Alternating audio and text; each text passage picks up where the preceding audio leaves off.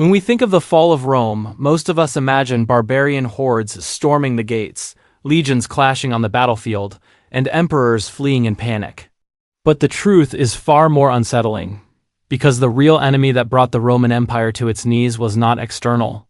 It was internal, invisible, and devastatingly efficient. Money, the very thing that built Rome into a superpower, became the instrument of its undoing, and its lessons echo through history, reaching even to the modern world where our financial systems are built on the same fragile foundations. The story begins with the denarius, the backbone of Roman currency, which over centuries slowly lost its silver content. Emperors, desperate to fund endless wars, gladiatorial games, and the insatiable appetites of the elite, began to dilute the silver with base metals. At first, the change was barely noticeable, just a fraction less silver in each coin, but the effect rippled outward. People began to lose trust in the currency, merchants demanded more coins for the same goods, and soldiers complained that their pay no longer covered the essentials of life.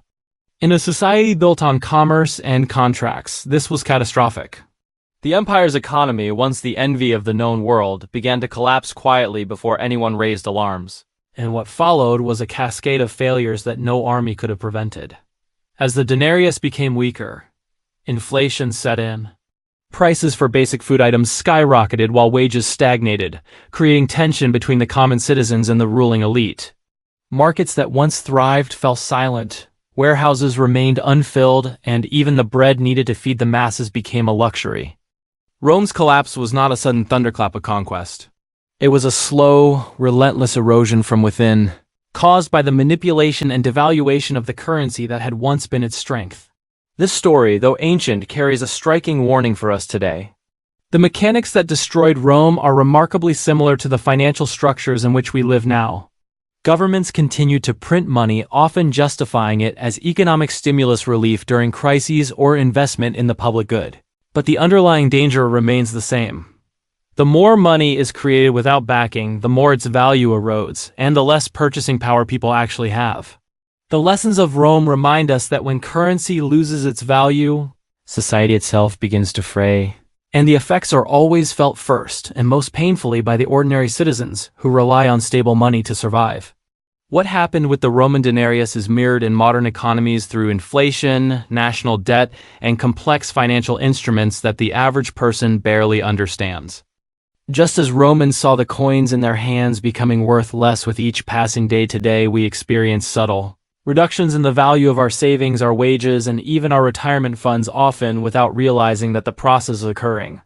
The ancient Romans could not stop the degradation of their money because the system was designed to serve the powerful, not the populace, and the same is true in many modern contexts where central banks, financial institutions, and policymakers make decisions with long-term consequences that affect millions without their input.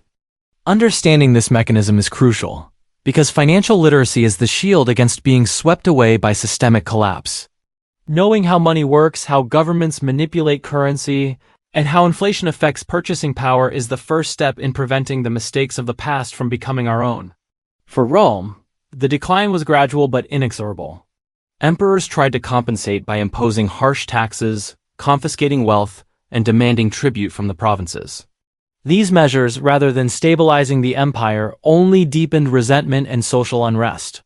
Citizens who once felt secure became desperate. Soldiers mutinied when their pay failed to meet the cost of living. And the empire's administrative machinery slowed under the weight of inefficiency and corruption. Eventually, even the legions, Rome's backbone of power, became unreliable, not because they were defeated by external enemies, but because they were underpaid, undervalued, and disillusioned. We see echoes of this pattern in modern societies. Whenever the middle class is squeezed, social mobility stagnates, and wealth concentrates in the hands of a few while ordinary people struggle to make ends meet. Economic instability breeds political unrest, and history shows that when financial trust collapses, social cohesion quickly follows. But there is another, more subtle way that money can destroy, one that may not involve armies or civil wars, but quietly erodes the foundations of personal security and freedom. Debt, credit, and the illusion of wealth can ensnare individuals just as surely as they trapped nations. Romans who once owned land or goods found themselves indebted to lenders who had exploited the currency's devaluation. Their inability to pay taxes or settle debts led to loss of property, personal freedom, and dignity. Today, many live in a parallel situation with mortgages. Credit cards, student loans, and loans that appear manageable until inflation and economic pressures make them impossible to service. The lesson is timeless. When money loses value or when it is wielded carelessly by those in power, ordinary people pay the highest price. And yet the story is not purely despairing. By studying the collapse of Rome, we gain insights that can help us navigate our own financial futures. Awareness of how governments and institutions operate, understanding the impact of inflation, and building personal financial resilience are tools to protect against systemic failures. Knowledge transforms vulnerability into empowerment, and foresight allows us to make decisions that preserve wealth, freedom, and security even in unstable environments. Imagine if the Romans had understood monetary policy as we attempt to understand it today.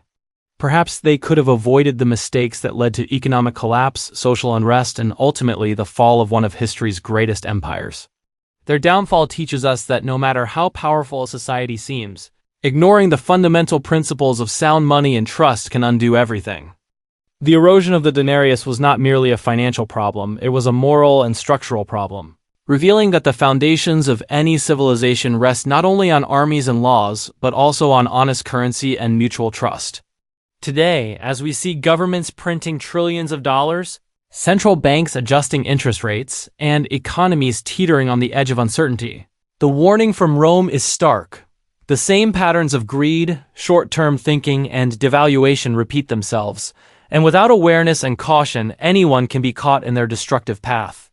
Personal financial education, strategic investment, diversification, and skepticism towards systems that promise easy wealth are not just smart choices. They are necessary shields against the same forces that brought a mighty empire to ruin.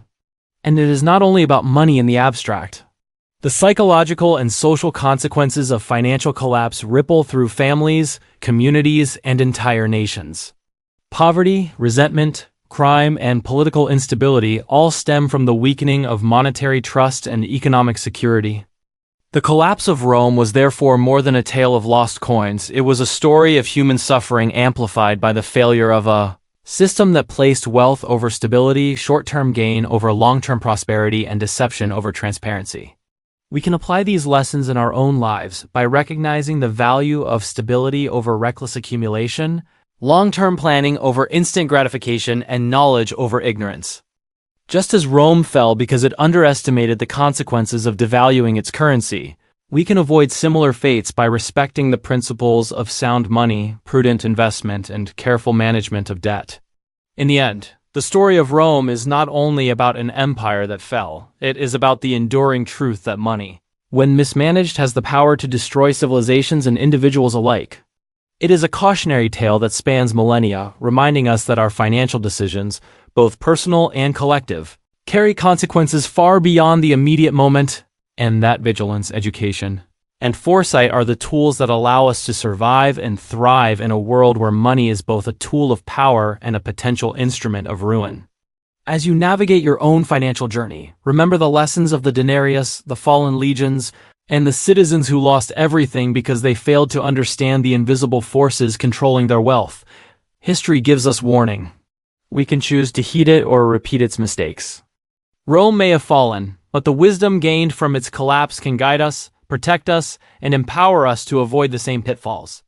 Understanding money, respecting its value, and managing it wisely are not just matters of survival. They are matters of preserving freedom, dignity, and opportunity in a world where the forces of financial collapse are always lurking, waiting for those who are unaware, unprepared, or complacent to be swept away. And so the story comes full circle. The money that once built one of the greatest empires in history also destroyed it. And the lessons it leaves behind remain as vital now as they were 2,000 years ago. Rome fell not because of swords, but because of coins, and today we too must recognize that our financial systems, while complex and modern, are governed by the same principles, capable of elevating or destroying, creating wealth or spreading ruin, depending entirely on how wisely we choose to navigate them. If this gave you a new perspective, click subscribe. History has the answers, I'll show you where to look.